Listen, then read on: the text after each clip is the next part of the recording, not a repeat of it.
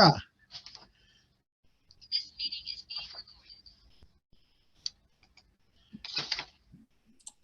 Good evening. Call to order. This meeting is being recorded. Please introduce yourself in the order listed for the record. I'm William Nelson, the chair currently. Sarah Frost, library director. Tyler Crook, co-chair. Hey, Paula Napoleon, board member and fundraising committee chair. Thank you, everyone. I guess we'll go to Emily. Emily doesn't have voice, but she's waving. Dave Buswell. Hi, Dave. Robin. Is Robin here? Not currently. Isla won't be in this evening. She notified me this afternoon. She's already in another meeting, which will be ending shortly, and then has other engagements. And Carla is listening in this evening. Do we have any other people in present? Nope. Okay, thank you. Thank you, everyone. Do we have any additions or questions or changes to the agenda? Nope. Next, approval of the meeting and notes from January 2022. There is one correction.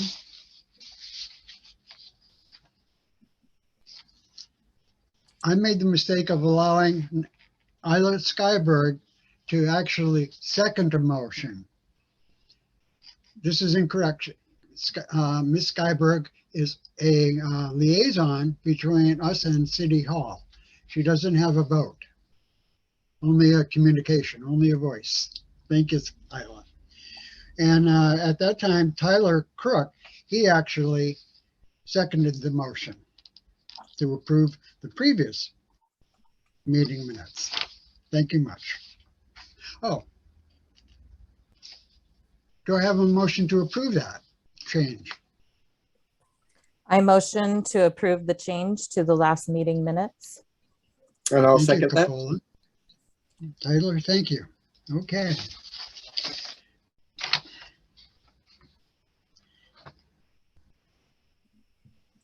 Next, reports from the library director report. Sarah Frost, please.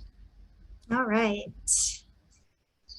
I am going to take a moment here. I apologize. I'm going to share a screen with you.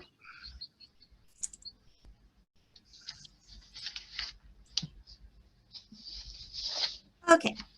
Can you guys see my Excel spreadsheet up there on your screens? Okay, good. So I just wanted to just have a quick, give a quick rundown on where we are standing for the upcoming 2022-2023 fiscal budget year. So the main thing I want to highlight here is here in this row. The thing that is going to decrease the most is our CCRLS formula-based reimbursement. And you can see there that we are going to see about just under a $9,000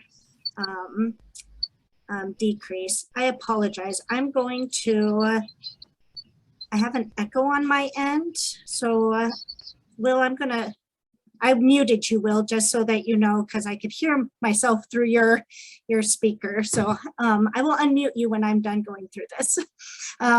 Okay, so now that I'm not copying myself talking, so we're going to see a decrease in this. And the reason for the decrease is due to a decrease in our non-resident lending. So that is when we circulate to patrons outside of our reimbursable area, which is the city of Willamina.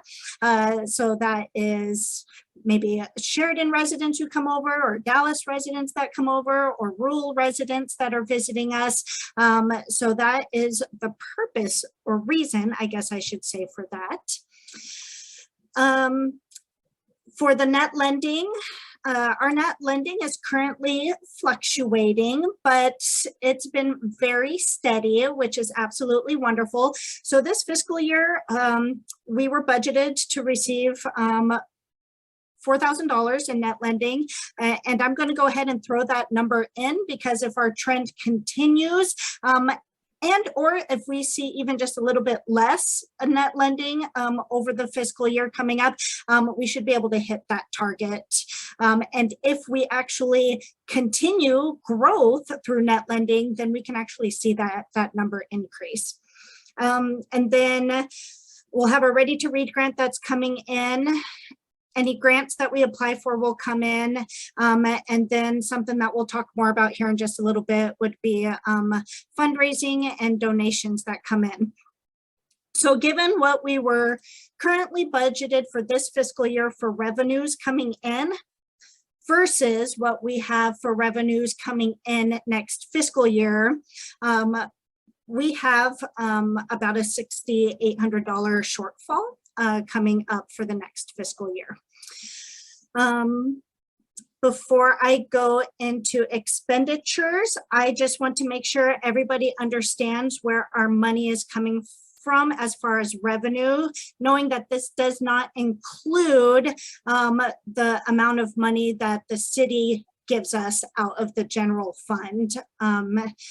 Questions about that? I'm looking to see. No. Okay. So this is currently what we have budgeted for salary, and that was this year $56,000 to cover myself, library assistant, which is Carla, and youth services coordinator, which is Richie. And we are not looking to make any changes to that. So Kenna will work with our accountant, Scott, to figure pay increases, benefits, and all of that for next fiscal year, and give us a target budget number for the upcoming fiscal year.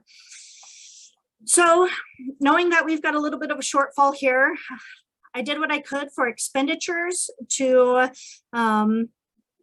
ease the blow, I guess, a little bit as much as possible for the upcoming budget here, knowing that a good portion of our money comes from the general fund, and the general fund is suffering the same pandemic loss as the library is. So I'm able to target from a $4,200 budget down to a $3,500 budget max if I have to, which is $700 cut. And this reduces the titles to approximately 216 new titles for the year. This includes an estimated 8% increase to material prices that we could potentially see. This does include an estimate for processing and shipping, as I can get a gauge of that cost with Baker & Taylor, who's our main distributor that I work with. And this also does include the 40% discount based on the contract that I have set up and arranged with Baker & Taylor. Note on the request, something to think about and something that I've been talking to Kenna about is to note that if we can keep this much of the budget as possible up to that $4,200, this budget line item helps us build our collection, which in turn supports net lending out to other libraries. So if we can build material, we can send that out, and in turn, we can see our net lending check continue to go up as long as we're giving books more than we are asking for books from member libraries. I managed to do the best I could with video prices. They are what they are. And then programs, I budgeted to cut about $300, knowing that I want to be very intentional about not losing any digital programming that we already have set up that are on subscription. And then also to be able to utilize our summer reading program, Reader Zone program for tracking minutes read for our readers during the summer. And then, of course, as we move into next fiscal year, working with the fundraising committee to assist covering any additional costs that we're not able to out of the programming budget. This one was actually a really easy one to do because I've just took what we've been spending on supplies and fattened it up just slightly with price increasing, and I was able to save $200 here. And I asked for no cuts to technology dues and subscriptions, as these are kind of things that we need technology money sitting there just in case we ever need to replace a computer or change something with our current setup. We have professional memberships with American Library Association, Oregon Library Association, and oh my gosh, Association of Rural and Small Libraries. Whoa, I had a hard time there for a second. And then we have our Swank movie license under there too. And then we have two periodicals we currently have subscriptions to, which is Highlights for Kids and Astronomy Magazine. So I was able to trim $1,300 off the top relatively quickly. So that leaves us still with a shortfall of $5,400. Of course, we could potentially see an increase in net lending as long as trend continues, but I would rather be conservative and not hope for that and build up to that. So hopefully we can get that extra $2,000 if our trends continue the way they're going the last 6 quarters. But the good news is after meeting with Kenna, our city manager, and going through all of this with her that I'm going through with you right now, she assures me that any loss could be covered under ARPA monies, which is the American Rescue Act that was put in place that we have used monies for over the last couple of years as well, because our loss will qualify under pandemic loss as far as funding goes. So it wouldn't necessarily get us more, but it could bring us up to at least where we're supposed to be at based on what this year's fiscal trends were. I went out, and as I was putting these numbers together, went out and just tried to find as many grants as I could that I could watch and apply for over the year to help mainly with materials. A lot of these are material grants, but there are some other grants in here, like the STEM grant here. And then the Dollar General Literacy Foundation Summer Reading Grant. I actually met with another library director from another small library last week, and she and I completed this grant collaboratively for all the small libraries in CCRLS. So we applied for $3,000 to hopefully share amongst our small libraries to help us cover costs for summer reading grant programs. So that one is due by February 17th, and we should hear on that sometime in March. So this is the current snapshot of our fiscal situation. I will open it up to any comments, questions, or feedback. And I am scrolling through your faces all over here looking for hand raises if anybody has one. Emily, yes. Emily, your sound, for some reason, you're not muted, but it just does not want to be working. Oops, I minimized the wrong thing. Do you have the chat feature open that you want to put your question in the chat? Okay. Let me see if I can get that up. I'm going to stop sharing here for a second. While we're waiting for her question, does anybody else have a question that they would like to ask as well? No? All righty. Oh, Will, go ahead, Will. Let me unmute you. Or you'll have to unmute you. I apologize. There you go. How many libraries are in the small library group? Let's see. The grant that you were. Yeah, so we have Grand Ronde, Willamina, Dayton, Amity, Sheridan, Mount Angel, and Jefferson. Hopefully I did not miss anybody. I did, because there's 8 of us. Okay, thank you. But yes. So, and when we wrote that grant out, it was to cover for 8 libraries, 8 programs that we would put together, and as well as a 9th program to do over the summer to help us kind of do outreach to our more rural population, since all of our small libraries are definitely serving very rural areas. So.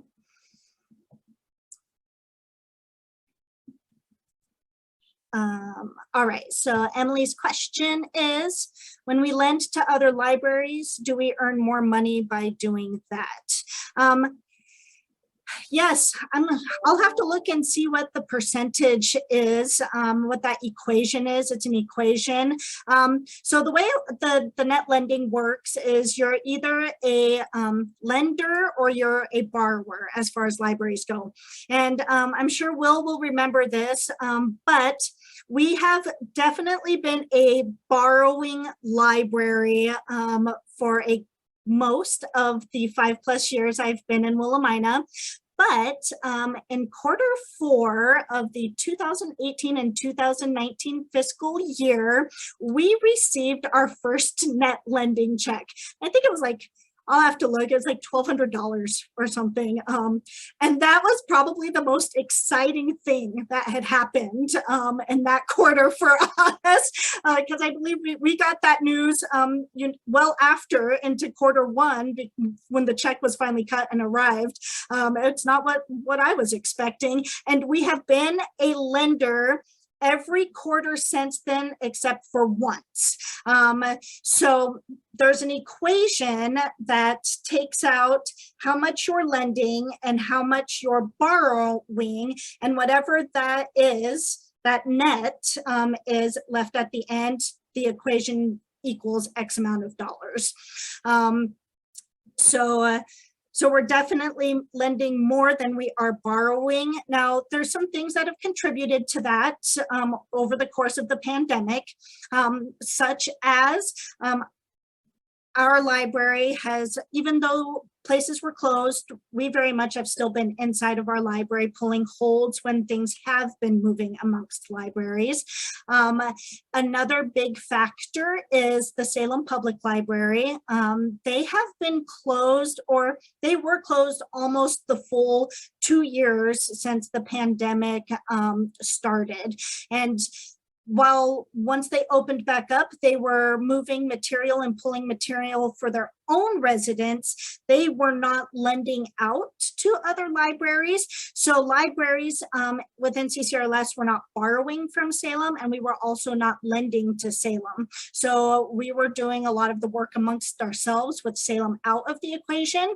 But very recently, Salem is now back in that equation. So we're going to see a fluctuation in numbers based on that factor. We just don't know what that's going to look like yet, which is why I'm hesitant to say we're going to still be a net lender just until we kind of see the wash that happens, because right, Salem's going to start pulling all of these holds they've been holding on to for over 2 years and throw them out into the Chemeketa cooperative, and that's probably going to unbalance a lot of our numbers across the board as far as net lending goes. The biggest impact on our budget is non-resident lending though. So for us to see that $9,000 decrease, that was only a small 2,500 circulations to non-residents. So that is something we can very easily impact by being open and recruiting those non-resident borrowers to come back and visit us at the library. And then also that really paints the picture. And I think this actually is good that it happened in a way, because it's very eye-opening, I think, for people to kind of see the scope and why serving our non-resident population is just as important as serving our resident population. Because sometimes people might be hesitant to give money if you're just going to go outside of city limits, but we need to be serving that rural population because there is a financial kickback that does come back to us for that. And I think sometimes that's overlooked. So great question. Are there other questions about the budget that any of you are interested in knowing about before I go on with my reports? Boy, you guys make this so easy. Let's see, I'm just trying to make some room on my screen here. I apologize. One small laptop. Sometimes for this meeting, I feel like I need multiple monitors so I can see what I'm looking at. All right, so I have the agenda pulled back up in front of me now.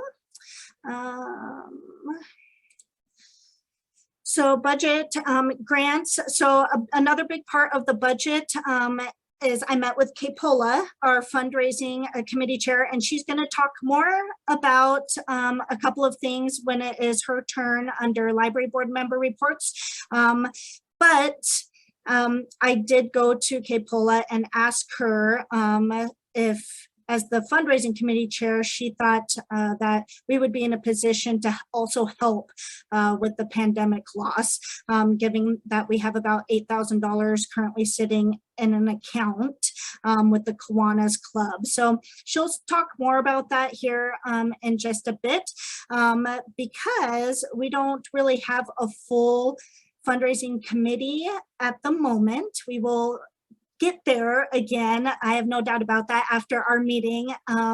But in the interim, we'll probably look to this group to support decisions of the fundraising in lieu of the fundraising committee until we get a full committee back up and running with that group. So more to come from Capola here in a bit. So library services. So as soon as I saw these numbers hit the paper, so to speak, as I was working as a member of the CCRLS budget committee, I decided that we need to open. So I set a target date. So February 22nd, we will fully open services. No, one day by window only, or, limited computer access. It's just, we're going to be open for full services, our Monday through Thursday schedule. Yeah, it is exciting. It's a little bit, I'm not quite sure if I'm ready for it, but at the same time, we're ready for it. I did go to my staff first and wanted to make sure that I had buy-in from them, and both of them expressed that they were both equally prepared and ready for that as well, because with that also means in-person programming will return, because we need to appeal to the masses and get them back to the library. So that we can serve the community, and in turn, the community helps to fund the library. So we should see an article coming out in the bulletin board, hopefully tomorrow, that I submitted last week, that highlights our little library and all the things that we are doing right now. And then in April, I will work with Carla and Capola to kind of have a Love Our Library informational meeting that will talk about our fundraising efforts, volunteer opportunities, how people can help with programming if they're interested. And then that, of course, ties into volunteering as well for the book bike. So I've hit kind of a wall, unfortunately, with the book bike. So unfortunately, the farmers market has decided to not happen downtown Willamina this summer. So I'm not able to kind of show off the bike, I guess, in that opportunity. I had connected with the gentleman who's opening the laundromat in town, and he was very much interested in what I had to offer, which would be maybe a basket of books to promote early literacy, with maybe some material promoting the library, and then the library book bike could go down there once a month to the laundromat and work with people utilizing that service. I don't know what that schedule is going to look like or when we can start that going into the future, but that is at least one commitment I've had made so far. And I'm still working on connecting with the food pantry. And then, of course, with the summer coming up, we'll find opportunities to take the book bike out and about to local parks. But I will definitely be looking for volunteers because we want that to be a successful program serving our community, which also, again, brings people into the library. And I'm only one human who will have very tired legs if I'm the only one riding that bike around town. So hopefully we can get a book bike outreach volunteer program up and running as well. So that is what I have for you, I guess I should say, from Library Land. Are there any questions of your library director at the moment?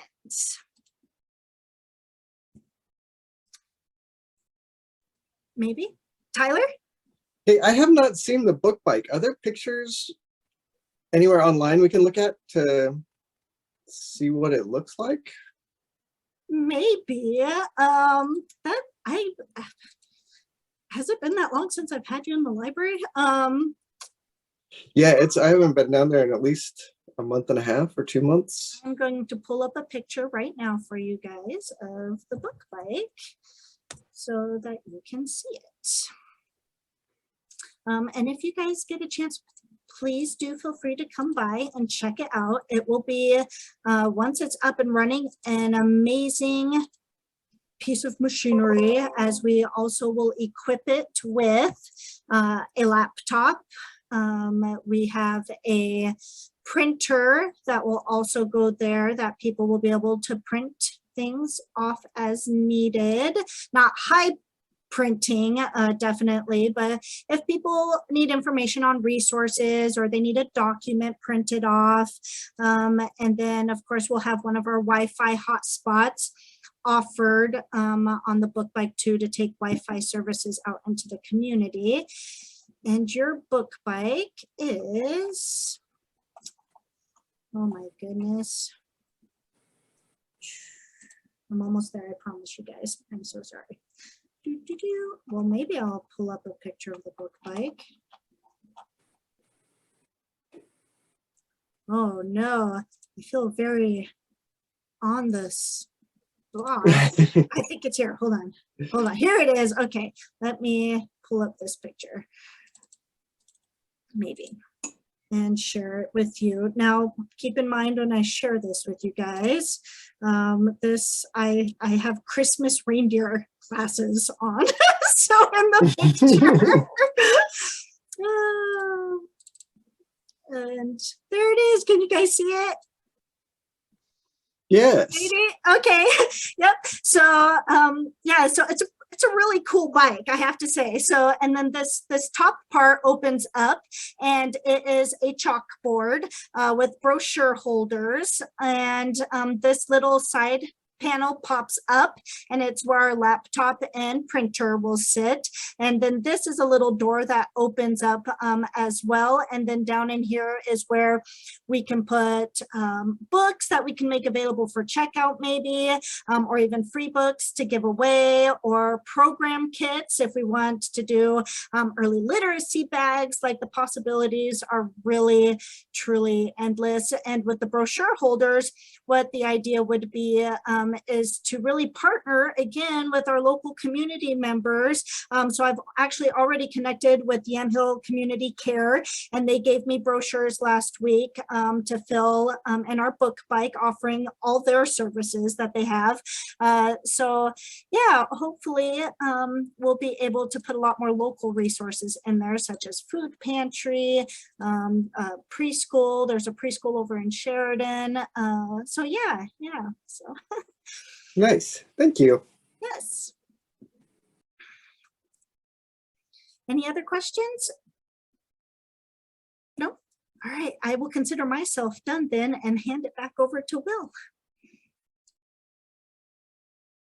Sorry, Will, we got you muted.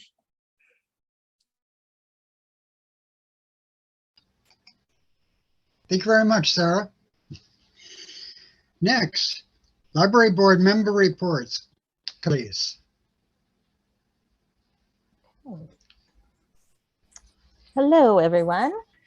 With the fundraising committee, prior to the pandemic, I just want to give you a little backstory here. We were down to 4 active members, one of which who has moved away, another who is extremely busy, and then we had Carla, who is also an employee and had much to do with all of that. So fundraising became quite a big event to put on for all of us with running monthly events.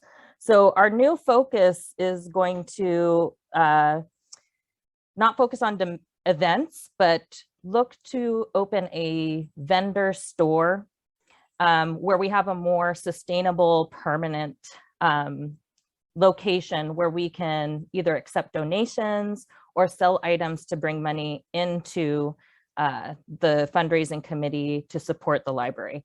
Simply because each event, we would put on an event once a month, and then to get all the manpower to actually put the event on, it just ended up not being lucrative in the long run for our time and how much we were making in the end of each fundraising event. So that's a new thing that Sarah and I discussed at our meeting, was to work with some local partners to try and secure a permanent location for a vendor store. So of course, that would be people having to come and contribute time for the vendor store. And that's why we really need to up our numbers in the fundraising committees. So first of all, I would like to put it out there to all of you, if you are interested and willing to donate any time to the possibility of helping out with the store, we would greatly appreciate. And I think it would be a huge benefit to have library board members on the fundraising committee.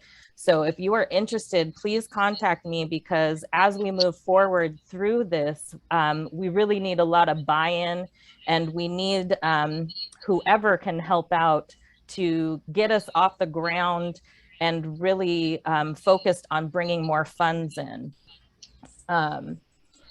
So with all of that, Sarah did mention a meeting that we're going to have at the end of April.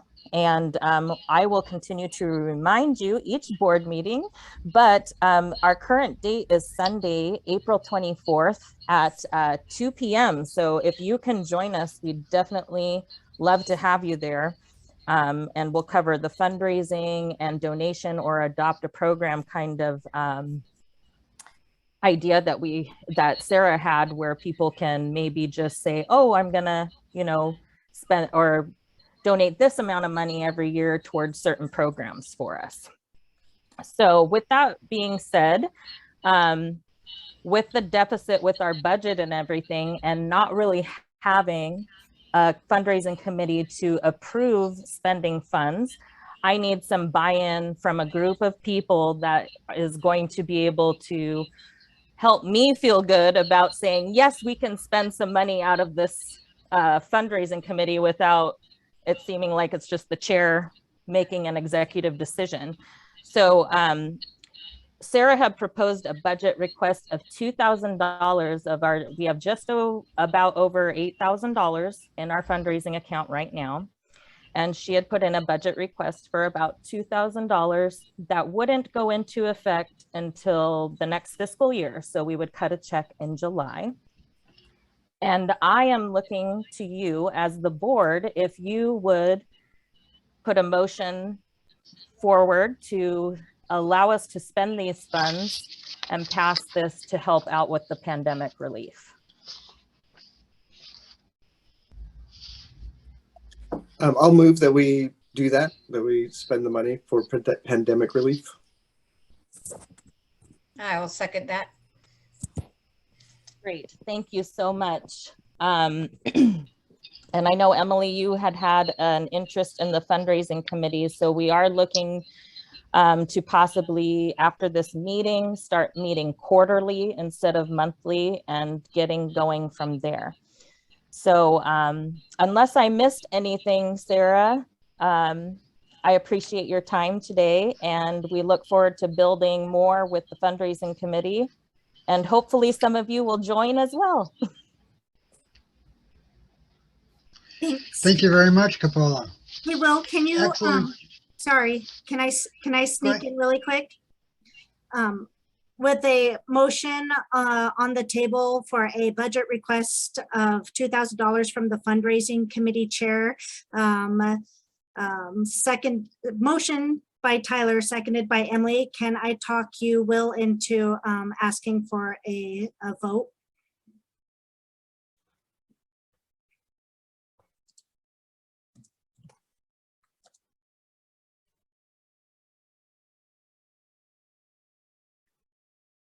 I may have lost Will. Yeah, it looks like he's lost.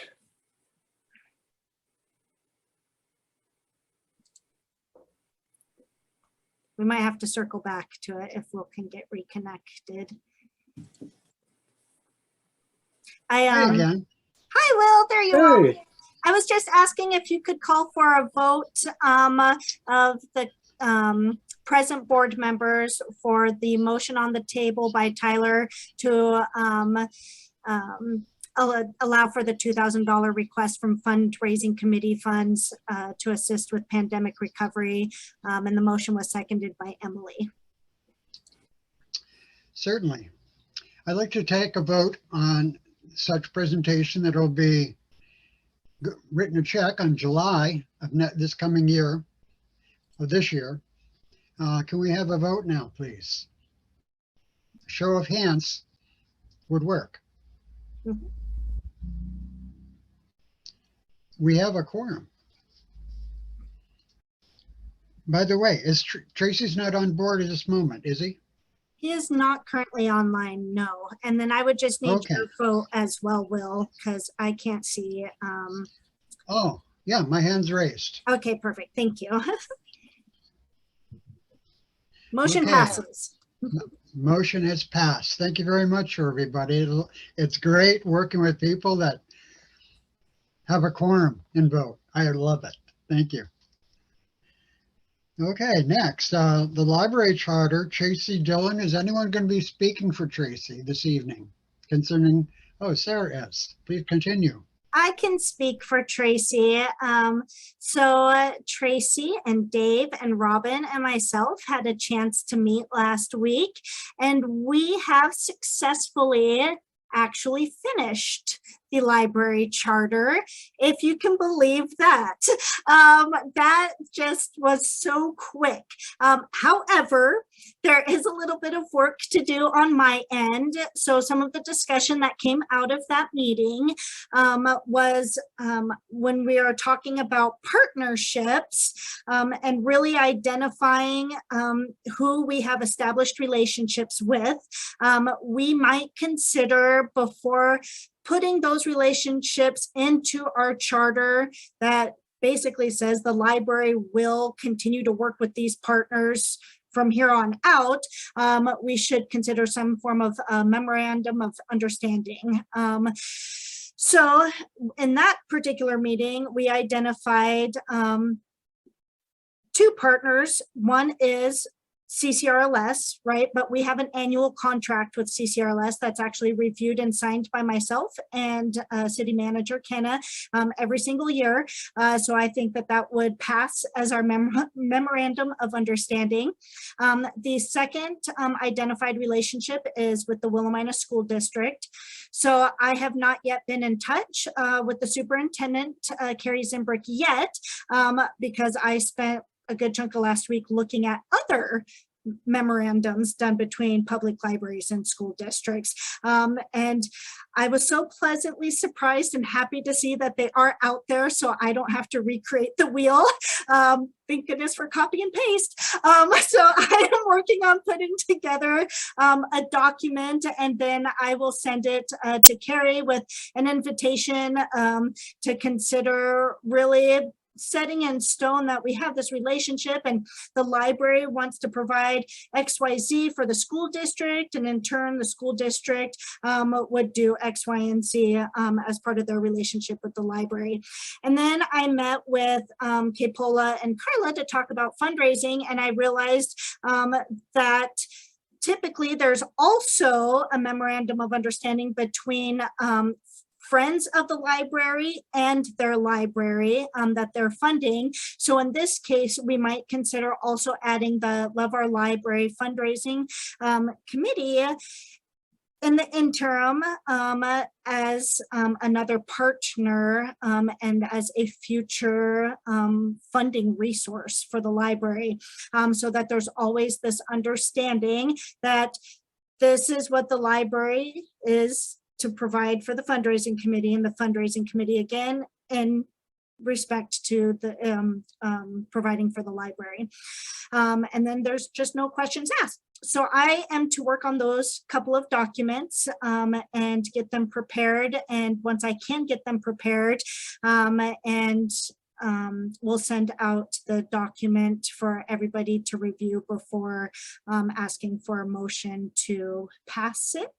And then once the library board agrees that the charter looks beautiful, and then I will take it to the city and ask them to proceed with the document on their timeline after such. So that is the library charter, unless I missed anything. And then Dave, you are welcome to chime in since you were in that meeting too. Okay, good.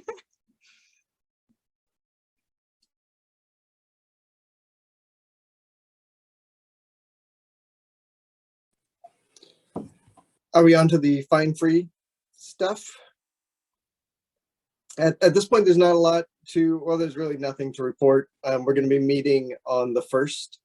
I believe at 6 p.m. I still have to arrange that with everybody. But then we'll get started on sort of making our plan and dividing up tasks from there. Yeah, that's it. Thank you, Tyler. And since Will stepped away there, if I just want to take a moment and just reiterate from the library's perspective how important now more than ever, I think, considering fine free could be in our recruitment efforts to bring patrons back into the library. So I think that I could see the perspective of some people fearing a little bit about, oh, don't you need that money? But really that's right, as it's just not a reliable revenue source. And if anything, it discourages people from returning to the library. So I will thank that group, because that's a big project to undertake, and there's so much to consider from both sides. So thank you guys for taking on that task of discussing that and remembering the side of the devil's advocate when discussing it.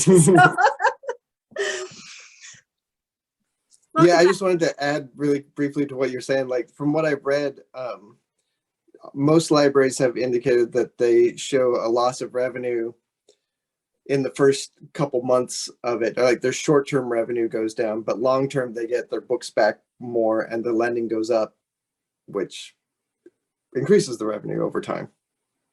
So yeah, hopefully it'll be helpful.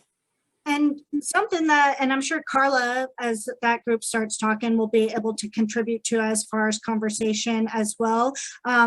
Staff time alone, especially in our library where it's so precious, is a lot of staff time goes into follow-up and trying to get that money back, or having those conversations with patrons at the desk, or even just trying to work with people who are trying to pay off any fees or fines owed over a period of time. So even from the staff perspective, we would sure save a lot more time and energy if we weren't having to try to track down every penny and dollar.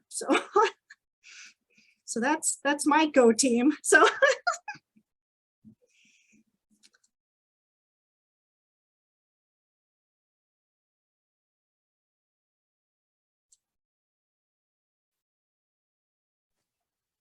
You're muted, Will.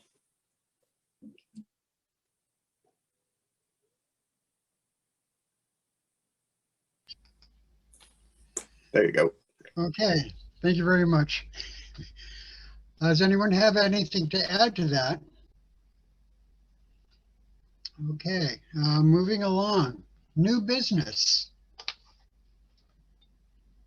Do we have any new business this evening? Nope, doesn't look like it. Do we have any public input? No public input at this time. Do we have any announcements? Will, my Yes, apologies. Sarah, please. Yeah, my apologies. I probably should have thrown this into consideration for new business.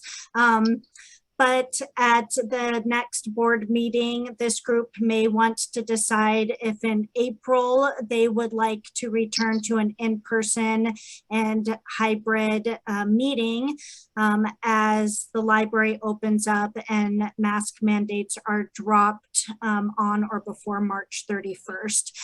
So nothing that needs to be discussed this go, but I will be putting it on next month's agenda.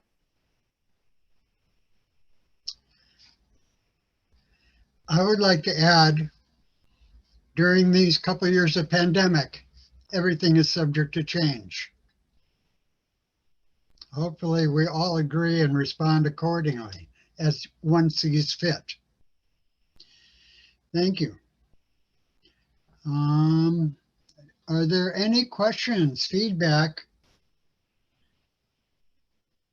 No. I have a question. When the library reopens, what will the hours be? So we'll return Sure. to our 22 hours a week of open to the public, which will be Mondays and Tuesdays, 11 to 4, and Wednesdays and Thursdays, 11 to 5. Now that's open public service hours. That does not include the work we're doing on Sundays, where it's programming only. So we'll be going to first Sundays will be teens only programming. Second Sundays will be youth programming. And again, with both of those, we're calling it Project STEAM. So really STEAM related content. And then the third Sunday of each month is designated for our LPAC and or Library Programming Adventures Club, which is our group of young adults who is helping us create content and programs for our youth services. So those are outside the normal hours. So. And then our astronomy club is coming back too, which is also outside those hours, returning the first Mondays of the month at 6 p.m. starting in March. So we'll have that back too. So programming outside the scope of normal business hours.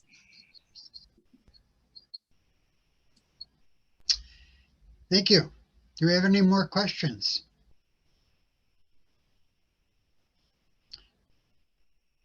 Do I hear a motion for adjournment? I motion to adjourn the meeting. I'll second that. Thank you, Capola. Taylor, thank you. It is, I've got 10:48. If anyone wants to stick around, I hope Capola sticks around for a few minutes and anybody else can speak up. Thank you very much for attending. Love to have a quorum. Bye-bye, everybody. Everybody, I'll See you stick next- around too. Okay. Bye.